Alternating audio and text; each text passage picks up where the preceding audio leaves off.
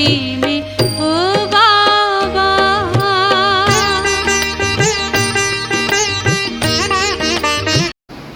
बाबा की इस बेहद सेवा में आप 1994 में ज्ञान में चले और उसके बाद लगभग 2 वर्ष के बाद ही बाबा के घर मधुबन शांति वन में बेहद की सेवाओं में समर्पित रूप से सेवाएं देने लगे।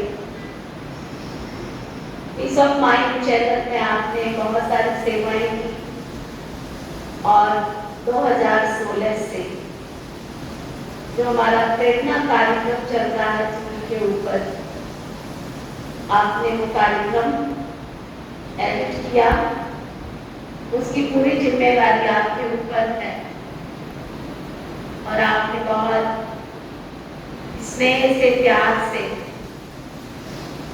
बाबा तो हमेशा कहता है कि शिव शक्तियों की दृष्टि लेना। जब मेरे को पता चला आपने लगभग 500 दीदियों के प्रेरणा के टॉपिक्स तैयार करे हैं, 500 दीदियों की रिकॉर्डिंग आप अभी तक कर चुके हैं। ताली तो बजा।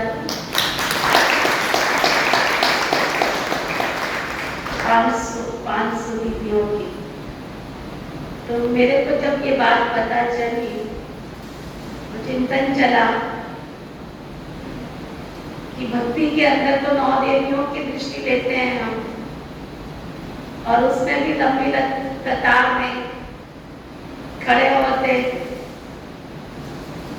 है ना, और एक ही संकल्प होता है, हे माँ दया दृष्टि रखना, कृपा दृष्टि रखना, रहम की दृष्टि रखना। और आप 500 दीदियों की बहुत नजदीक से प्यार से जब एडिट करते हैं ना, तो उस समय हर चीज दीदियों के साथ में उठना बैठना, नजदीक से उनकी पूरी पालना लेने का अवसर मिल जाता है। मैं सोच रही थी कि इस ड्रामा में अनेक आत्माओं का भाग्य कैसे कैसे वंडरफुल रीति से जुड़ा हुआ है। तो बहुत ही मुझे अच्छा लगा कि इतनी दीदियों से नजदीक से जाकर के मिलना। तो 500 दीदियों का आप सोचो, आपने ये कार्यक्रम एडिट किया और उसके द्वारा कितनी मनुष्य आत्माओं ने लाभ लिया होगा उनके अनुभव से। वो शेयर भी किसके अकाउंट में जाएगा? यानी बाबा जो हमें कहते हैं कि दुआओं का अकाउंट जमा करो, तो इस संगम युग पर हर ब्राह्मण आत्मा को अनेक विधि से दुआएं कमाने का चांस मिलता है। बशर्ते वो चांस बन करके, चांसलर बन करके चांस ले ले। तो ये भी एक बहुत बड़ा सुंदर इनका गुड लक है। 500 दीदियों की एडिटिंग करना और फिर 500 सेवा केंद्र पर जाना, फिर उन सेवा केंद्र पर छोटी बड़ी सभी दीदियों के सानिध्य में आना, फिर वहां पर बाबा के सच्चे सच्चे सभी ब्राह्मण आत्माओं की दृष्टि लेना। तो इनके अकाउंट में दुआओं के अलावा कुछ हो ही नहीं सकता। तो आज प्रभु भवन ने आपको अपने आप ही यहाँ बुलाया है। यहाँ आने पर हम भाई जी का बहुत बहुत बहुत बहुत करते हैं। मीरा दीदी को कहेंगे कि वो हमारे भाई जी का सम्मान करेगी, आदरणीय मीरा दीदी। और साथ ही मुझे बाद में पता चला है कि आप बहुत अच्छे अच्छे टॉपिक्स पर क्लास भी कराते हैं।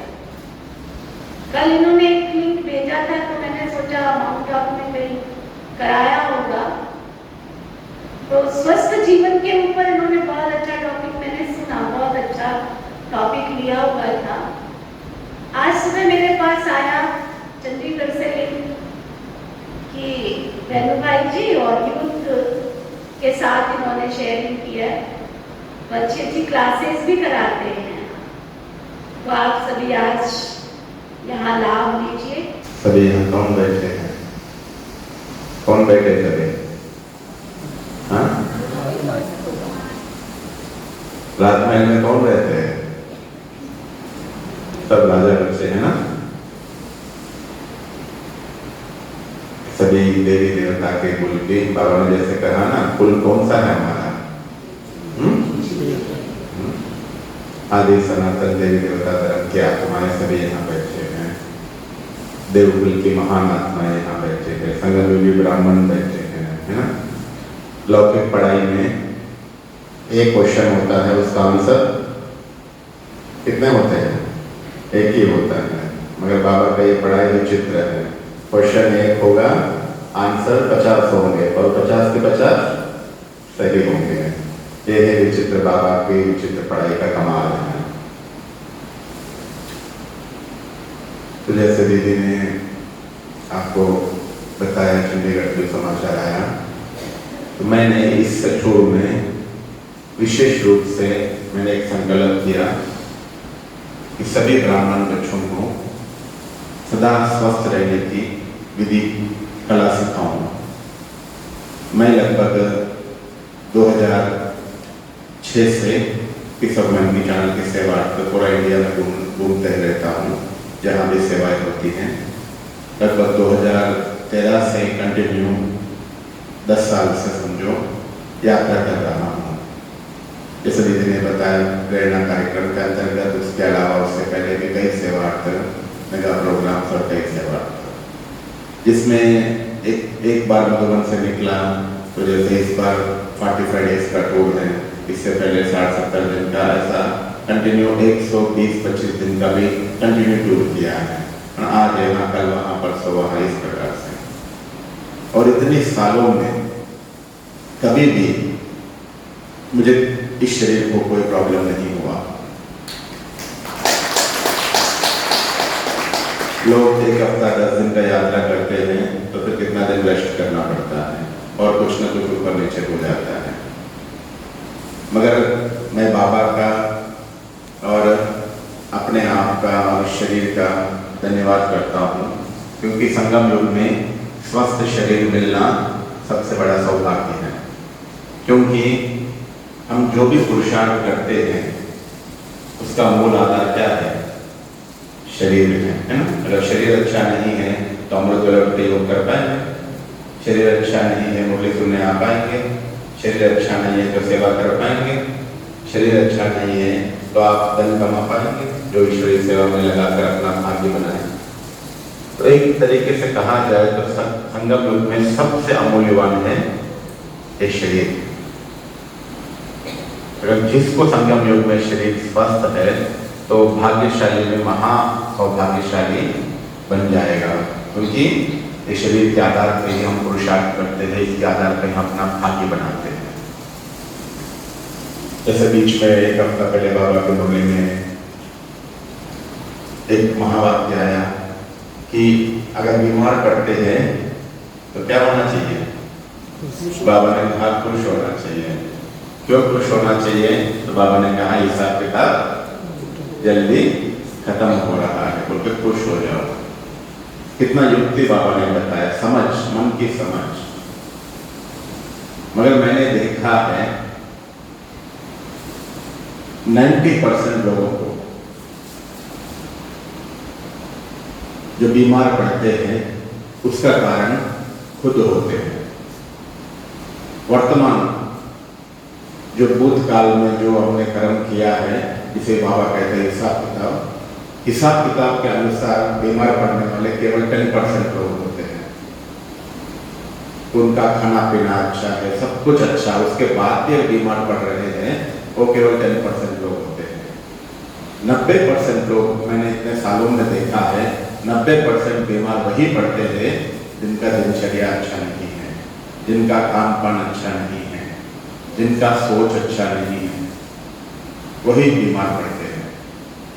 क्योंकि आजकल अमेरिका ने भी रिसर्च किया है, जो सबसे ज़्यादा बीमारियां जो आ रहे हैं ना, वो मन की बीमारियां आ रहे हैं। डिप्रेशन बहुत बढ़ता जा रहा है, स्ट्रेस बहुत बढ़ता जा रहा है, जिस कारण से बीमारियां बहुत बढ़ते जा रही हैं। तो मैं अभी दीदी ने जैसा 8:30 का टाइम दिया, 25 मिनट में कोशिश करूंगा कि मैं मूल बातें बताऊं आपको, जिस पे ध्यान रखने से आप सदा स्वस्थ रहेंगे। सबसे पहले हम शॉर्ट में ये जानेंगे कि हम बीमार पड़ते क्यों हैं। बीमार हम क्यों पड़ते हैं? बोले जी। और बीमार क्यों पड़ते हैं? बीमार पड़ने का मुख्य कारण, बोले कई कारण होते हैं, उसका मुख्य कारण है वो है टॉक्सिन्स। इंग्लिश में टॉक्सिन्स कहते हैं, हिंदी में उसको जहरीले पदार्थ कहते हैं।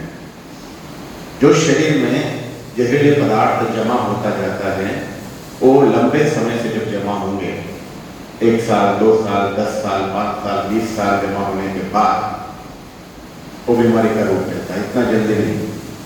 जैसे घर में आप एक दिन सफाई नहीं किया, 2 दिन नहीं किया, 1 मास नहीं किया चलेगा, वो 2-3 मास नहीं करो तो जाले लग जाएंगे, कीड़े पड़ जाएंगे, है ना। तो इसी प्रकार से हमारे शरीर में बीमारियों आने का मुख्य कारण होता है टॉक्सिन्स, जहरीले वायु, जहरीले पदार्थ जो बनते हैं, उसका सफाई ना करने के कारण से हम बीमार पड़ते हैं लंबे समय से। क्योंकि आप देखते हो कोई भी ज़्यादा बीमार पड़ते हैं वो 40 साल के बाद पड़ते हैं, है ना। कोई मिला है 10-20 साल, 30 साल की उम्र में पड़ते हैं। ज़्यादा जो बड़ी बड़ी बीमारियाँ आते हैं वो 40 के बाद आते हैं, 35 के बाद। क्यों? क्योंकि बचपन से लेके अभी तक हम जो जमा किया है जहर शरीर के अंदर, वो लंबे समय से जमा होने के कारण से वो बीमारी का लेके बाहर आया है। शरीर में जहर क्यों बनता है? हमने समझा कि जहर है शरीर में जो बनता है वो बीमारी का कारण है। शरीर में जहर क्यों बनता है? उसका कारण है गलत दिनचर्या, गलत खान पान, गलत तरीके से खाना, जैसा खाना चाहिए वैसा नहीं खाना, और केमिकल वाला खाना, और फास्ट फूड, जो आजकल फास्ट फूड बाहर मिलता है, मैदे वाला फूड खाने से, तेल की चीजें खाने से, ऐसा कई कारण होता है। उसके अलावा गलत सोच, टेंशन में आते हैं, गलत सोच रखते हैं, दूसरों के प्रति अशुभ भावना रखते हैं, ईर्ष्या द्वेष रखते हैं, ऐसे कई कारण होते हैं। उसके अलावा विरुद्ध आहार, जो गलत खान पान हम खाते हैं, दही के साथ खीर खा लेना, खीर के साथ और कुछ खा लेना, जब खाना विरुद्ध आहार जो एक दूसरे को बनता नहीं है, वो आहार खाने से जहर बनता है।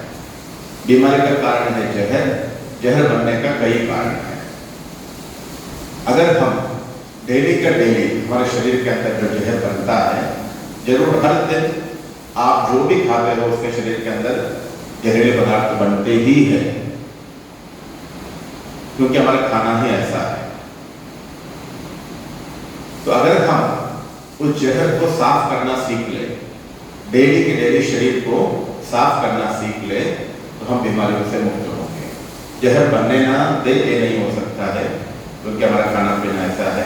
तो कम से कम ये विधि अपनाएं। घर में कचरा ना गिरे, ऐसा तो नहीं हो सकता है, बंद कमरे में भी कचरा आ जाता है। तो हम ये विधि सीख ले कि हम शरीर को सफाई कैसे करें, तो हम बीमारियों से मुक्त होंगे। तो उसके लिए मैं एक सहज विधि आप सबको बताता हूँ, क्योंकि मैं 10-15 साल से कर रहा हूँ। बहुत छोटी विधि, बहुत सहज विधि, जिसमें 0 खर्चा, 1 रुपये खर्चा नहीं है। वो विधि अपनाएंगे तो 50% बीमारियों से सब बच जाएंगे। जिसको एसिडिटी है, अल्सर है, गैस है, नींद नहीं आना, घुटनों का प्रॉब्लम, नसों का प्रॉब्लम, भूख नहीं लगना, मोशंस नहीं होना, सिर दर्द होना, हार्ट का प्रॉब्लम, बीपी, कई बीमारियां, 50 से 100 बीमारियां मैं एक विधि अपनाऊंगा जिससे आप उनसे बच जाएंगे। वो है वाटर थेरेपी। शरीर का शुद्धिकरण का एक ही माध्यम है, वो है पानी। ये शरीर पंचतत्वों से बना हुआ है, तो इसको सफाई के लिए पंचतत्व ही चाहिए और कुछ भी नहीं चाहिए। तो उसके लिए मैं शॉर्ट में एक विधि बताऊंगा। रात से लेके हम दूसरा दिन रात तक हम पानी के द्वारा, केवल शुद्ध पानी के द्वारा गुनगुना पानी के द्वारा हम शरीर का सफाई कर सकते हैं। सबसे पहला, सभी ध्यान से सुनिए, जो नोट कर सकते हैं नोट करिए। रात में सोने से पहले 90% लोग रात में सोने से पहले खाना खाते हैं, कुछ दूध वगैरह पी के टीवी देखते हुए सो जाते हैं। मगर आपको आज से ये विधि अपनाना है। सोने से पहले सबसे पहले आपको जो काम करना वो है बाथरूम जाके आना है, यूरिन करके आना है, आपको पेट खाली करना है, यूरिन की थैली खाली करना है, 1 गिलास गुनगुना पानी पीना है। 1 गिलास गुनगुना पानी कटिया पे या चेयर में बैठ के धीरे धीरे 5 मिनट के अंदर पीना है। तीसरा है बाबा की याद में सोना है, छत्र छाया में। चौथा है शरीर को प्रकाश देते हुए सोना है। मैं आत्मा बाबा के छत्र छाया में, और मैं आत्मा बाबा से किरणें मुझे आत्मा में आ रहे, मेरे आत्मा से पूरे शरीर में किरणें जा रहे हैं। शरीर को प्रकाश देते हुए सोना है। 5वां है शरीर को धन्यवाद करना है। ये शरीर हमारा सबसे अच्छा मित्र है, सबसे नजदीक आत्मा का मित्र शरीर है, बाकी सब बाद में है। कोई हमें 2 मिनट के लिए कोई मदद करते हैं, हम थैंक यू बोलते हैं।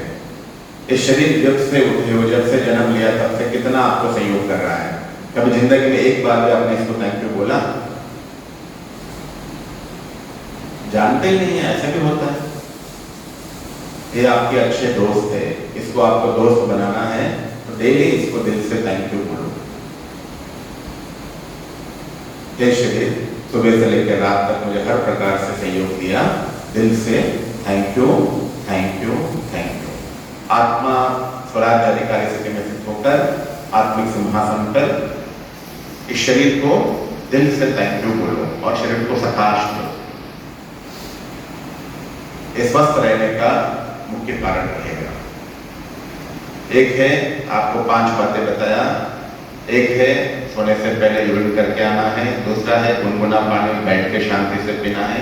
तीसरा है बाबा की याद में सोना है। चौथा शरीर को प्रकाश देना है, बाबा से किरणें लेके। 5वां शरीर को धन्यवाद करना है। ये 5 विधि अपनाओ। आप इस प्रकार से अगर बाबा की याद में सोएंगे, अमृत वाला सहज उठ पाएंगे। अमृत वाला ना उठने का यही कारण है, हम ना बाबा को चाट बताते हैं, ना बाबा को याद करते हैं, ना आत्मिक स्वरूप में स्थित होकर सोते हैं, ना शरीर को प्रकाश देते हैं। जो इस प्रकार से करेंगे अमृत वाला सहज उठ पाएंगे। दूसरा, जो 1 गिलास पानी पी के सोएंगे, उनको अलार्म की जरूरत नहीं पड़ेगी। 3 साढ़े 3 बजे अपने आप वो अलार्म, ओरिजिनल अलार्म उठाएगा आपको यूरिन नहीं उठाएगा। आप अलार्म बजेगा तो आप बंद कर पाओगे, वो अलार्म कैसे बंद करोगे? नहीं कर पाओगे। तो ये सबसे सहज विधि है। रात में क्यों पानी पीना है? क्योंकि रात में 10 बजे से सुबह 6 बजे तक शरीर का क्लीनिंग टाइम है। 8 घंटा भगवान ने शरीर को नेचुरल रूप से क्लीन करने का सिस्टम सेट किया हुआ है। उस समय हम क्या करते हैं? रात में ना यूरिन करते हैं, गंदगी सारा अंदर रहता है, ना पानी पीते हैं, खाना खा के दूध पी के सो जाते हैं। शरीर में पानी है ही नहीं तो सफाई कैसे करेगा 8 घंटा? यही बहुत बीमारियों का कारण है। इसलिए आज से पक्का कर लो, सोने से पहले बाथरूम करके 1 गिलास पानी पी के सोना है। ठीक है, ये विधि है। दूसरा, अमृत वाला उठते ही बाबा को पहले गुड मॉर्निंग करना है, सीधा बाथरूम जाना है, यूरिन करके आना है, आके 2 गिलास गुनगुना पानी शांति से बैठ कर पीना है। आत्मिक स्वरूप में स्थित होकर मैं आत्मा शरीर को शुद्ध जल दे रही हूँ सफाई के लिए। इस संकल्प के साथ आपको 2 गिलास पानी पीना है, बैठ के शांति से। उसके बाद आप योग करो। 3:30 पौने 4 जब भी उठो, बाथरूम करके आओ, 2 गिलास पानी लेके 4 से 5 सवा 5 जब भी आप योग करते योग करिए, तो 5 सवा 5 तक आपको दोबारा यूरिन आ जाएगा। 2 गिलास आपने पानी पिया तो 5 सवा 5 पर यूरिन करके आना है, फिर 2 गिलास पानी पीना है। पी के आप अपना कारोबार करते रहो, आपको मोशन हो जाएगा, स्नान पानी हो जाएगा, सब कुछ हो जाएगा। फिर मुरली में आने के पहले आपको बाथरूम करके 1 गिलास पानी पी के आना है। मुरली पूरा होने के बाद तब तक आपको फिर दोबारा यूरिन आ जाएगा। यूरिन करके 1 गिलास पानी पीना है, आधा घंटे के बाद आप नाश्ता कर लो, जो कुछ भी करना है कर लो। मिनिमम 4 ग्लास से 8 ग्लास पानी सुबह आप नाश्ता करने के पहले शरीर में जाना चाहिए। कम से कम 4, मैक्सिमम 8 ग्लास। ये बॉडी को शुद्ध करने का सबसे सहज तरीका है।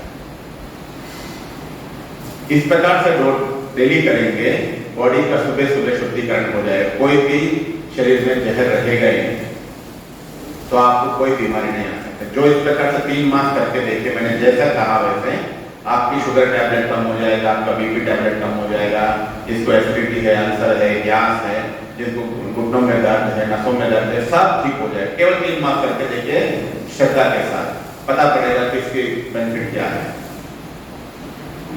आप खुद का डॉक्टर खुद बन सकते हो। आप रात में पानी पी के सोए हो, अमृत वेला उठते ही जब यूरिन करेंगे तो आपकी यूरिन में बदबू होगा, कलर होगा। आप जब 4 बजे 2 ग्लास पानी पी के 5, सवा 5 जब यूरिन जाएंगे तो आपकी कलर और बदबू 50% हो जाएगा।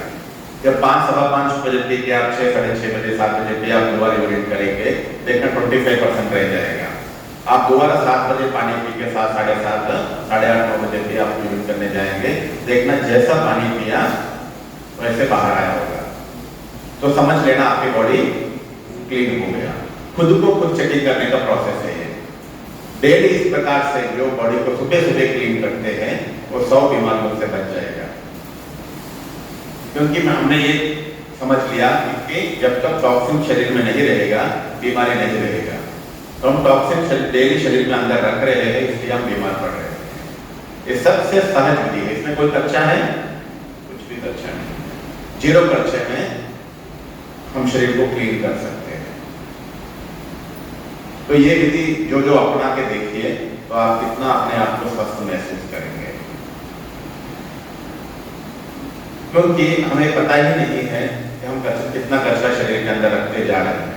90% लोग जो सबसे ज्यादा बीमारी का कारण है, जो 90% लोग जो गलत काम करते हैं वो है अमृत वेले के बाद चाय पीते हैं। अमृत वेले के बाद चाय पीना जहर के बराबर है। खाली पेट शरीर में चाय की जरूरत नहीं है। आप घर की सफाई करना है तो चाय से सफाई करते हो, पानी से करते हो, सरफ से करते हो, है ना? तो इस शरीर में शुद्ध पानी और नींबू रस दे सकते हो और कुछ नहीं डालना है 8 बजे तक, क्योंकि वो टाइम शरीर का शुद्धिकरण का टाइम है। जो सुबह सुबह खाली पेट चाय पीते हैं उनको एसिडिटी, अल्सर, गैस, कॉन्स्टिपेशन, तो सबसे ज्यादा 90% लोगों को मोशन सुबह सुबह नहीं होता है। उसका मूल कारण ही चाय है। लोग समझते हैं चाय पीने से मोशन होता है। चाय पीने से मोशन नहीं होता है। चाय पीने से नहीं, जो गरम गरम आपने पिया ना, वो गरम का जो तत्व है वो आपको मोशन होने का हेल्प करेगा। आप गरम गरम पानी पीजिए, नींबू पानी डाल के पीजिए तो भी आपको मोशन हो जाएगा। या ग्रीन टी पीजिए, लेमन टी पीजिए, मतलब चाय पत्ती वाला कभी भी नहीं पीना है। चाय पत्ती में जो भी तत्व है वो 1% भी शरीर को जरूरत नहीं है। 1% भी, 1% है, 1% का 1.25 इसका भी जरूरत नहीं है। चाय जहर है। ये दीनी जहर से हम बच नहीं पा रहे हैं। जब अंग्रेजी लोग आए हैं इंडियंस को कमजोर करने के लिए, ये दिमाग का खेल खेला है। अभी भी अंग्रेजी लोग चाय पीते हैं तो देखिए, वो ब्लैक टी पीते हैं, ग्रीन टी पीते हैं, दूध और चाय पत्ती वाला टी नहीं पीते। और एल्यूमिनियम बर्तनों में खाना खिलाना, कुकर, ये सब चीजें विदेशी लोगों ने इंडिया में लाया। यही सारी बीमारियों का कारण है। इसलिए चाय से आप बचिए। सुबह सुबह कोई भी चाय नहीं पिएंगे। जिसको स्वस्थ रहना है, जिसको बीमार रहना है, आप भले 4 ग्लास चाय पीजिए, वो आपका ऊपर है। जिसको सचमुच अपने आप को स्वस्थ रखने की चाहत है वो चाय से मुक्त हो जाइए। सुबह सुबह ग्रीन टी पीजिए और लेमन टी पीजिए, हर्बल टी पीजिए और चाय नहीं पीजिए। जिसको मोशन नहीं होता है, आप इसबगोल रात में सोने से पहले 2 चम्मच इसबगोल मुंह में डाल के पानी पी के सो जाइए, आपको मोशन अपने आप हो जाएंगे। वो भी नहीं होता है, एक्यूप्रेशर मैट आता है, आप गर्म पानी पी के एक्यूप्रेशर जो कांटों वाला मैट आता है ना छोटा सा, उसके ऊपर 2 मिनट चलेंगे तो आपको मोशन हो जाएंगे। आप कोई भी युक्ति अपनाइए मगर चाय नहीं पिएंगे। चाय की जहर से बचने की कोशिश करिए। सुबह सुबह 8 गिलास पानी पीना है और चाय से मुक्त रहना है, ठीक है। दूसरा, हम दिन भर में कम से कम 8 गिलास पानी पीना है। आप नाश्ता 9 बजे करते हो, 1 बजे खाना खाते हो, उसका बीच में 3 गिलास पानी, फिर आप 1 बजे या 2 बजे खाना खाते हो, फिर शाम को खाना खाते हो, उसका बीच में 3 गिलास, फिर रात को सारा मिला के 8 गिलास कम से कम पानी पीना है। जो मेहनत नहीं करते हैं, जो मेहनत करते हैं, पसीना निकालते हो, 15 गिलास भी पिए, कोई नुकसान नहीं है, ठीक है। तो जो आराम से रहते हैं, अगर आराम पसंद जिंदगी ज़्यादा हो गया हमारा, ऐसे भी लाइफ स्टाइल ऐसा हो गया, पहले जैसा मेहनत नहीं है अभी, तो इसलिए कम से कम 8 गिलास तो पानी पीना ही है। सुबह और शाम को मिला के जो 16 गिलास पानी पिएंगे वो 90% बीमारियों से बचेंगे। क्योंकि पानी नहीं पीने के कारण से आप अपना यूरिन को चेक कर सकते हो। कोई कहते हैं कितना पानी पीना है, पानी इतना पीना है कि आपकी यूरिन वाइट होना चाहिए, ना यूरिन में स्मेल होना चाहिए, ना बदबू होना चाहिए, ना कलर होना चाहिए, बस इतना ही सोचना और कुछ नहीं। आपको बीमारियों से मुक्त रखना है तो आपकी यूरिन को आपको स्वच्छ रखिए। अगर यूरिन शुद्ध, आपकी बीमारियों से भी आप बच जाएंगे। किसी को पानी कितना पीना है पूछने की जरूरत नहीं है। आप दवाई ज्यादा खा रहे हो तो पानी ज्यादा पीजिए। जो भी आप दवाई खा रहे हो, शरीर को जरूरत नहीं है वो, उसके अंदर जो भी केमिकल्स है ना, वो अपना काम कर रहा है, फिर बॉडी से वो बाहर से करने का जाएगा। किडनी, यूरिन, सब किडनी के द्वारा मोस्टली 90% चीजें यूरिन के द्वारा आप जो भी टैबलेट खा रहे हो वो केमिकल्स बाहर फेंक देते हैं। आप कभी भी टैबलेट लेके देखिए, जब जो भी टैबलेट ज्यादा लेते हो आपके यूरिन में कलर भी होगा, बदबू भी बहुत ज्यादा होगा। जो वो केमिकल जो आपने हम ऊपर से डाला है ना, वो शरीर बाहर फेंक देता है, उसको अंदर जरूरत नहीं है। तो ये सब बातें समझते हुए आप ये छोटी विधि अपनाइए। और दूसरा, क्या खाना है। सुबह सुबह शरीर को साफ करने का और पानी कितना पीना समझ लिया। हम क्या खाए हैं जिससे हम शरीर को जितना प्रोटीन विटामिन चाहिए मिले। हम जो खाना खाते हैं, पका हुआ खाना, उसमें 90% प्रोटीन्स और कार्बोहाइड्रेट्स होते हैं। ना विटामिन होते हैं, ना मिनरल्स होते हैं, ना फाइबर होता है। पका हुआ खाना, कोई भी खाना है, उसमें विटामिन मर जाते हैं, मिनरल्स मर जाते हैं, फाइबर भी खत्म हो जाता है। हम जब भी जाते हैं डॉक्टर के पास, डॉक्टर बोलेगा आपको ये विटामिन फलाना विटामिन का भी एक टैबलेट खाओ। क्यों? क्योंकि हम विटामिन वाला खाना खा ही नहीं रहे। मैं वो विधि बताऊंगा आपके शरीर के सारे विटामिन बैलेंस हो। हमको शरीर को स्वस्थ रखने के लिए कार्बोहाइड्रेट्स, प्रोटीन्स, विटामिन्स, मिनरल्स और फाइबर, 5 चीजें चाहिए होता है मुख्य रूप में। जो हम खाना खा रहे हैं, पका हुआ खाना, उसमें 2 ही चीजें हैं, कार्बोहाइड्रेट्स और प्रोटीन्स। तो बाकी चीजों को कैसे लाएं? विटामिन्स, मिनरल्स और फाइबर, ये तीनों चीजें सबसे ज्यादा होते हैं फ्रूट्स में, ड्राई फ्रूट्स में और अंकुरित में। और ये 3 चीजें तो हम खाते ही नहीं है। तीनों टाइम पका हुआ खाना खाना है, तीनों टाइम आलू पराठा, रोटी, दाल, सब्जी, इसमें ना विटामिन से, ना मिनरल से, ना फाइबर है, जिस कारण से हम बीमार पड़ रहे हैं। तो हम खाना ऐसा रखें जिसमें 5 की बैलेंस हो। तो उसके लिए सबसे सहज विधि है, सुबह सुबह आप मुरली में आने के पहले 10 किशमिश और 5 बादाम, 10 किशमिश, 2-3 बादाम, 2-3 काजू, अखरोट, 2 दिन, ऐसा सब मिला के खा सकते हो। रात में भिगोया हुआ, सुबह सुबह आप शरीर को सारे विटामिन से भरपूर दीजिए, तो आपको कोई विटामिन टैबलेट लेने की जरूरत नहीं है। जो सुबह सुबह डेली 10 किशमिश, 2 बादाम, 2 काजू, 2 अखरोट, अंजीर वगैरह सब मिक्स करके सुबह सुबह अगर खाएंगे तो कोई विटामिन की टैबलेट को लेने की जरूरत नहीं पड़ेगी। और नाश्ते से पहले अंकुरित, क्योंकि हम जो खाना खा रहे हैं हमको यही पता नहीं हम क्या खाना खा रहे हैं। हम जो खाना खा रहे हैं वो डेड फूड है, आयुर्वेदिक हिसाब से डेड फूड है, मरा हुआ भोजन खा रहे हैं। तो क्योंकि जो हम खाना पकाते हैं तो मर जाता है खाना, उसमें कुछ नहीं रहता है। खाने में शक्ति है, जीवन शक्ति नहीं है। पका हुआ खाने में शक्ति होता है, जीवन शक्ति नहीं होता है। जीवन शक्ति होता है अंकुरित फ्रूट्स और ड्राई फ्रूट्स, सब्जियों में जीवन शक्ति है। बाकी भोजन में जीवन शक्ति नहीं रहता है, शक्ति रहता है। जितना जीवन शक्ति भरा हुआ भोजन खाएंगे उतना रोगों से लड़ पाएंगे। रोग निरोधक शक्ति जो आप जीवन शक्ति से भरा हुआ खाना खाते हैं उससे जीवन शक्ति, आपका रोग निरोधक शक्ति बढ़ता है। पका हुआ खाने से आपका रोग निरोधक शक्ति, आपका इम्यूनिटी पावर कभी नहीं बढ़ेगा। इम्यूनिटी पावर बढ़ाना है, रोगों से लड़ने की ताकत बढ़ाना है, तो आप जीवन शक्ति से भरा हुआ खाना खाओ। वो है अंकुरित फ्रूट, ड्राई फ्रूट्स और सब्जियां। भगवान ने जैसा दिया वैसा खाओ। उसको पका दिया तो मर गया। जैसे कोई जानवर को आग के संपर्क में लाता ही क्या हो जाएगा, जानवर मर जाएगा। उसी प्रकार से हम जो भी खाना खा रहा है वो डेड फूड है, लाइव फूड नहीं है, उसमें जीवन नहीं है। अगर हम ये दोनों का बैलेंस रखेंगे, इतना सालों से हमें पका हुआ खाना खाने का आदत है, इसलिए हम भोजन को 50-50 करते हैं। तीनों टाइम जो भोजन करेंगे उसमें आधा जिंदा भोजन, लाइव फूड, आधा डेड फूड खाइए कम से कम। जैसे नाश्ते में अंकुरित खाइए 1 कटोरी, उसके बाद नाश्ता करिए। दोपहर में सलाद खाइए, उसके बाद भोजन करिए। आधा पेट सलाद से भरिए, आधा पेट। ऐसे ही रात को आधा पेट फ्रूट से भरिए, आधा पेट पका हुआ खाने से भरिए। इस प्रकार से करेंगे तो आपकी एनर्जी बना रहेगा, आपकी इम्यूनिटी पावर बढ़ेगा। जिसको मोशंस नहीं होता है, क्यों? क्योंकि फाइबर वाला खाना खाते ही नहीं है, तो मोशंस कैसे होगा? अंकुरित खाइए, सलाद खाइए, फ्रूट्स खाइए, उसमें फाइबर से, विटामिन से, मिनरल से, तो आपको ताकत भी मिलेगा और हेल्दी भी रहेंगे, मोशंस भी अच्छे हो जाएंगे। तो ये चीज को समझे, विटामिन और मिनरल्स के बैलेंस को समझते हुए करें। मैं क्या खाना है मैंने आपको बताया और कितना खाना है।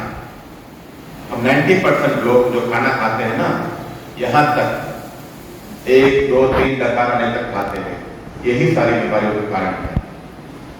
मैं बचपन में गुरु जी ने एक बात बताया, खाना इतना खाओ जो पेट को पता ना पड़े। खाना जितना भूख है उसमें आधा खाओ। 2 सिद्धांत खाने के लिए, एक है जितना भूख है उसमें आधा खाओ, दूसरा है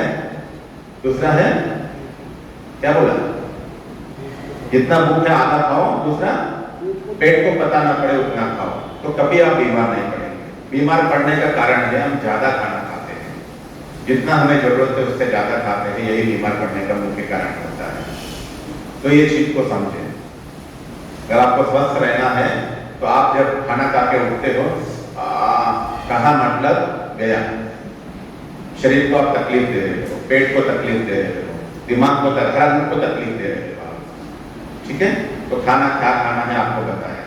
दूसरा क्या नहीं खाना है, आप जानते हैं मगर नहीं कर पाते हैं। सबसे ज्यादा बीमारियों का कारण है तेल। जितना आप तेल ज्यादा डालोगे उतना बीमार पड़ोगे।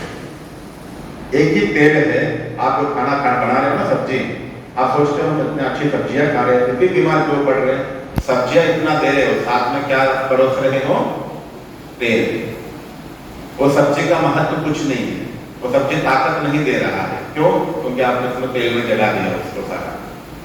जितना तेल अंदर जा रहा है, शरीर को बहुत तकलीफ होता है बाहर फेंकने में। आप हाथ में थोड़ा तेल लग जाए तो आप क्या करते हो? तुरंत हाथ साबुन लगा के धो लेते हो। तो इतना तेल अंदर जो डाल रहे हो उसको कितना मेहनत हो रहा होगा उसको बाहर फेंकने में, ये कभी नहीं सोचते।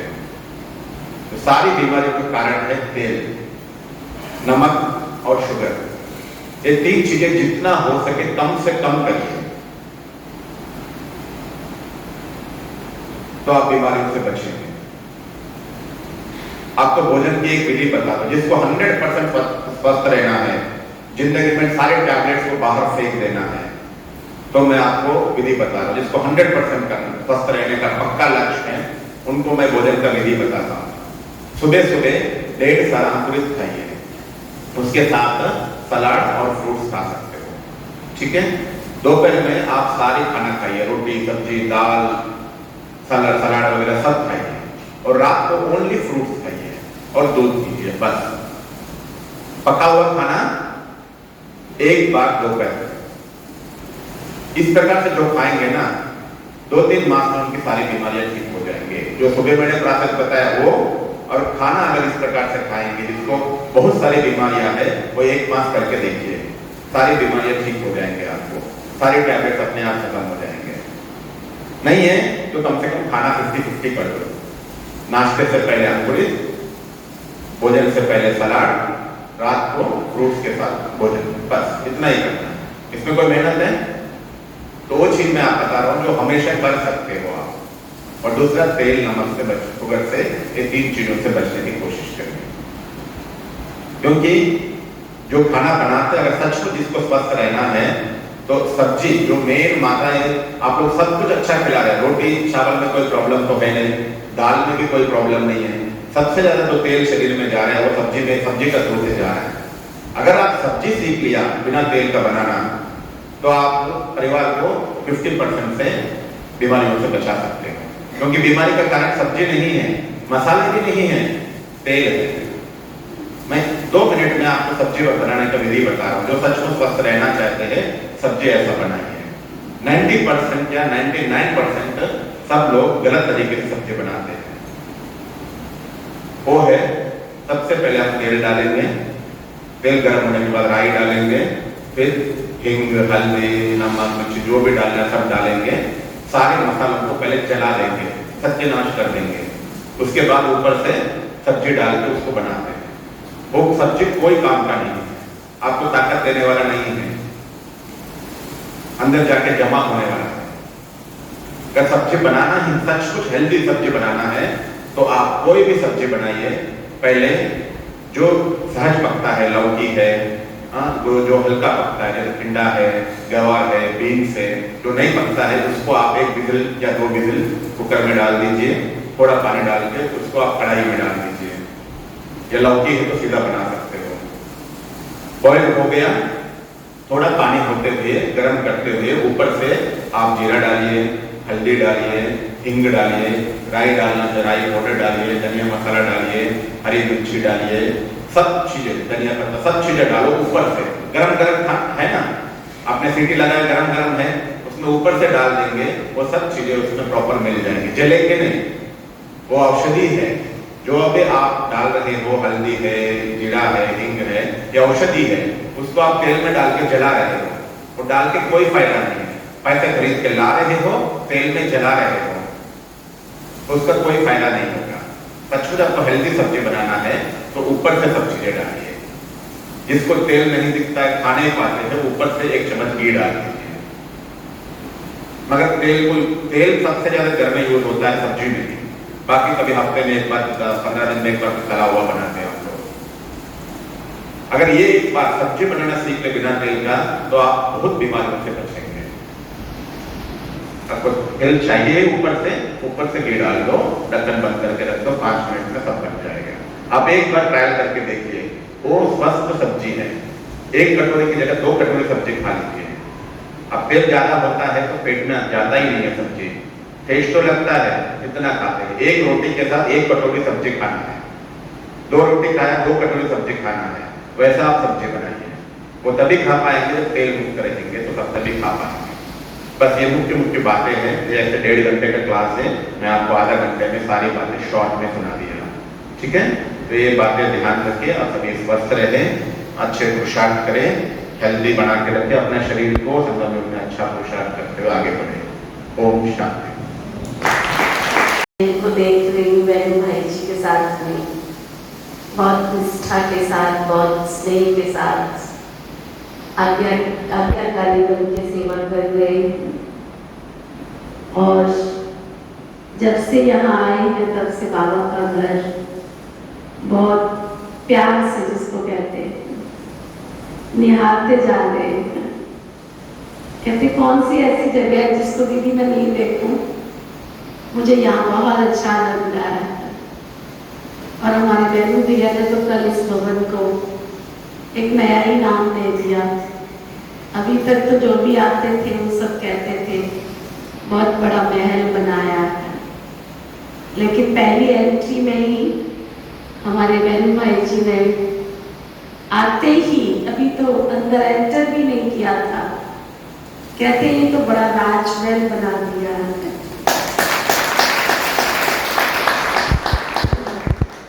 ये भवन जो है वो राजमहल बन गया, अभी महल से राजमहल बन गया है।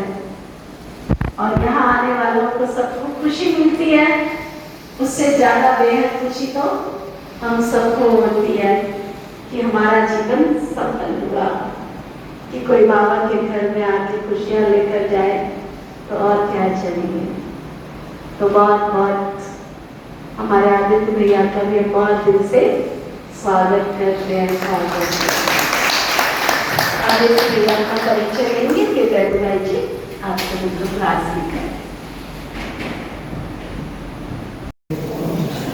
ओम शांति, ओम शांति।